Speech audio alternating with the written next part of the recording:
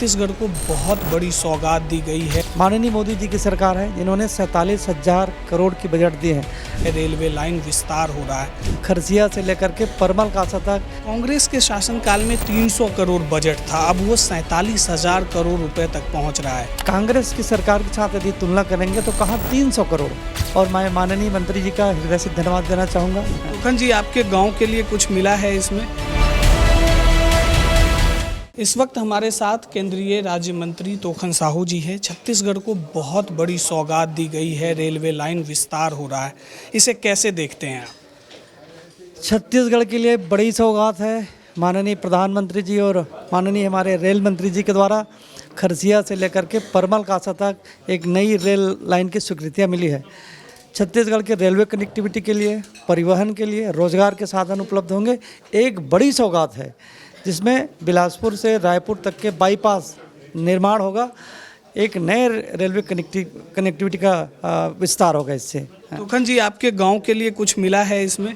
देखिए, पूरे छत्तीसगढ़ वासियों के लिए सौगात की बात है और मैं माननीय मंत्री जी का हृदय से धन्यवाद देना चाहूँगा। जो हमारी मांग है, मेरे गांव की बात यदि आप कह रहे हैं तो कटघोरा से लेकर के डोंगरगढ़ नई रेल परियोजना के लिए उस पर भी माननीय प्रधानमंत्री जी चिंता कर रहे हैं और बहुत जल्दी उस पर भी मुझे आश्वस्त किए हैं कि उसकी भी स्वीकृतियाँ प्राप्त होगी। कांग्रेस के शासनकाल में 300 करोड़ बजट था, अब वो 47,000 करोड़ रुपए तक पहुंच रहा है। इस बार भी 6,000 करोड़ रुपए बजट का प्रावधान हुआ, इसे कैसे देखते हैं? देखिए, कांग्रेस की सरकार के साथ यदि तुलना करेंगे तो कहाँ 300 करोड़। और माननीय मोदी जी की सरकार है जिन्होंने 47,000 करोड़ की बजट दी है। आज अब छत्तीसगढ़ में देखेंगे तो नई रेलवे लाइन का विस्तार हो रहा है।